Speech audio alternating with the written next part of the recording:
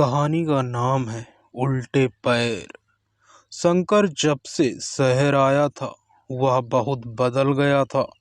छोटे से गांव से आया एक सीधा साधा युवक शंकर वहां के सम्माननीय गिरजा पंडित जी की पहली औलाद।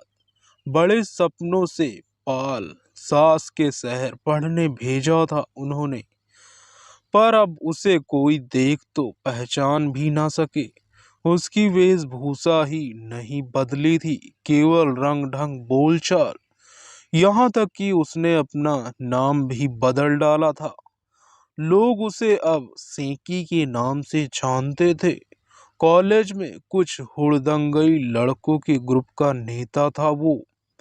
कहीं किसी को पीटना हो, छेड़छाड़ करनी हो, सबसे आगे रहता। लड़कियों के आगे इतना भोला बन जाता कि वो उनके जाल में फंस ही जाती।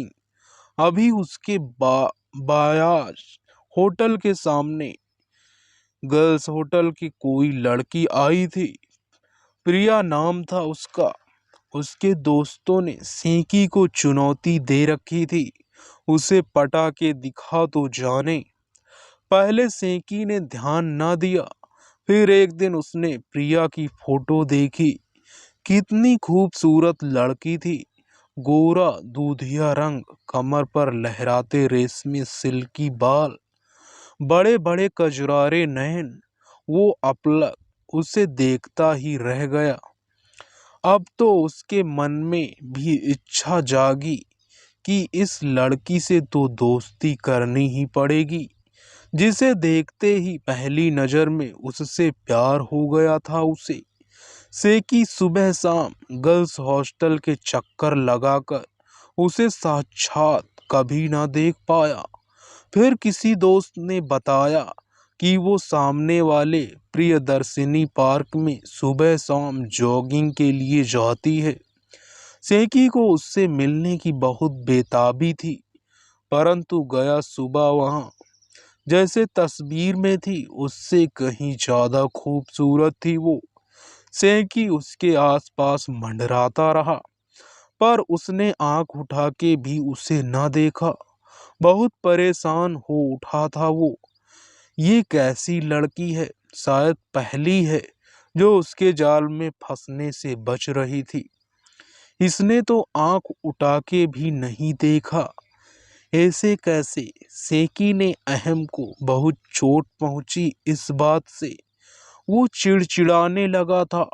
अब बात बात में खूंखार हो उठता। चाह के भी प्रिया की बेरुखी उसे सहन न होती। जितनी कोशिश करता उसे भुलाने की, वो और ज्यादा दिमाग में आती। एक दिन हल्का शाम का धुंधलका छाने लगा था और वो पार्क में घूम रहा था कि पीछे से किसी आवाज ने उसके बढ़ते कदम रोक दिए। एक सुरीली मीठी सी आवाज उसे पुकार रही थी, हेलो सेकी। वो पीछे मुड़ के देखने ही वाला था कि आवाज ने उसे रोक दिया। पीछे मुड़ के मत देखना कभी भी। मैं वही हूँ जिसको बहुत दिनों से तुम पाना चाह रहे थे। बेसाख्ता वो बोला, प्रिया हो तुम? वो सुरीली आवाज में हंसी, क्या बात है, दाद देनी पड़ेगी तुम्हारी, लेकिन ध्यान रखना कभी मुझे पीछे मुड़ के ना देखना। तो आप मेरे बराबर आ जाइए ना। सेकी ने अनुनय की। नहीं, ऐसा नहीं हो सकता, वो बोली। क्या मैं इसका कारण जान सकता हूँ? वो दबे स्वर में बोला, इतना बोलने वाले मुझे पसंद नहीं। पीछे से आवाज का सुरीलापन कम होता जा रहा था। हाँ नहीं, पीछे मना किया ना, बार बार चेतावनी नहीं दूंगी। अचानक सेकी को कोई मजबूत हाथ अपनी गर्दन पर महसूस हुए। वो छोड़े तो गिड़गिड़ा उठा। हाथों की पकड़ धीमी हो गई। सेकी बहुत डर गया था। गहरी गहरी सांस लेता वो आगे बढ़ने लगा। थोड़ी दूर जाने पर उसे लगा कि अब उसके साथ शायद कोई नहीं था, लेकिन पीछे देखने को मना था। इसीलिए वह सीधे कमरे पर जाकर बिस्तर पर आंधा गिर गया। सेकी बहुत डर गया था उस दिन। कुछ दिनों वो पार्क नहीं गया। मन में अकुलाहट थी कि ये प्रिया ही थी या कोई और थी। हिम्मत बटोर आज फिर वहीं चल दिया। पार्क में आज प्रिया दिखाई नहीं दी थी। वो निराश भी था और रिलैक्स भी। चलो जान छूटी। अभी सोच ही रहा था कि पीछे से चिर परिचित आवाज आई। आज बहुत दिन बाद आए। तबीयत ठीक है तुम्हारी? शाबाश, पीछे नहीं देखना। समझदार हो गए हो। वो बोली। बीमार था। सेकी कांपती आवाज में बोला। अरे डरो मत, मैं इतनी भी बुरी नहीं। चलो तुम्हें अपनी शक्ल दिखाती हूँ। आज अपनी नाक की सीध में चलते रहो।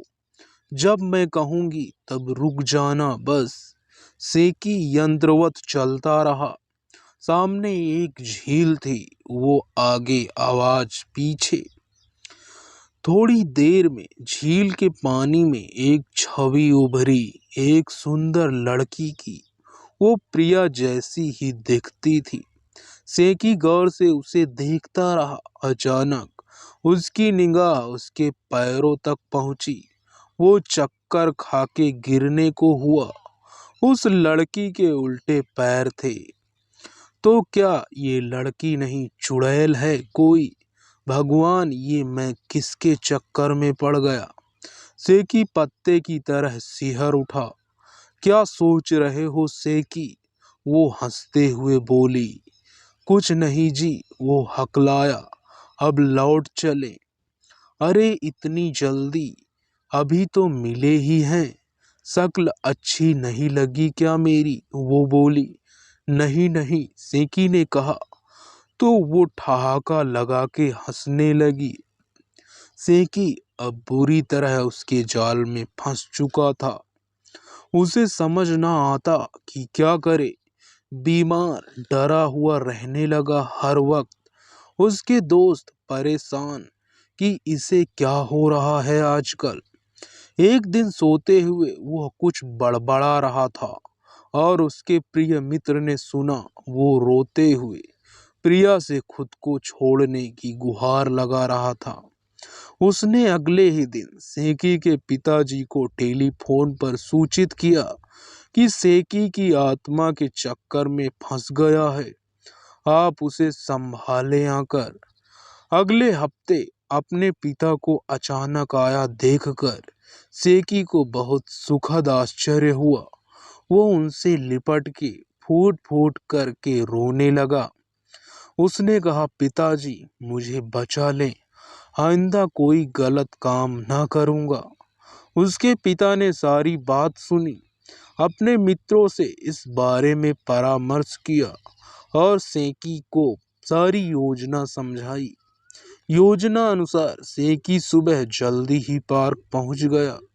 थोड़ी देर में वो आवाज आई और वो लड़की उससे बातें करने लगी। आज फिर उसने सेकी को सीधे अपने बताए रास्ते पर चलने को कहा। सेकी चुपचाप चलता रहा। वो दोनों एक वीरान खंडहर तक जा पहुंचे।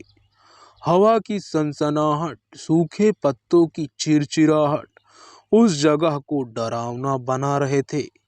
कुछ चमगादड़ उड़कर सेकी के कान के पास से तीर की तरह निकले। वो डर गया। वो लड़की उसे उस वीराने में लाकर पटकने वाली थी कि सेकी फुर्ती से पीछे मुड़ा और में वो लड़की उसे कुछ न कह पाई। मामला समझ आते ही वो गुर्राई। तुम पीछे कैसे मुड़े? मैं तुम्हारा खून पी जाऊंगी।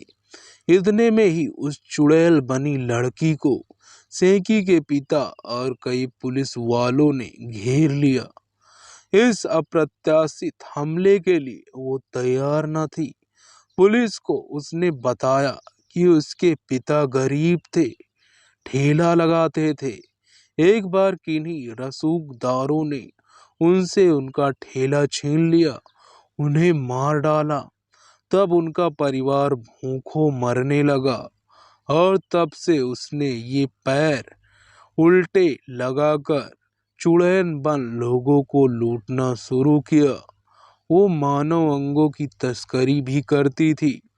उसके बताने के समाज में कई इज्जतदार लोगों के नाम भी सामने आए। सेकी ने अब तौबा कर ली थी कि पढ़ने आया था शहर, बस पढ़ूंगा, बाकी फने खाने नहीं बनना। अब दोस्तों, यह कहानी आपको कैसी लगी कमेंट में ज़रूर बताना।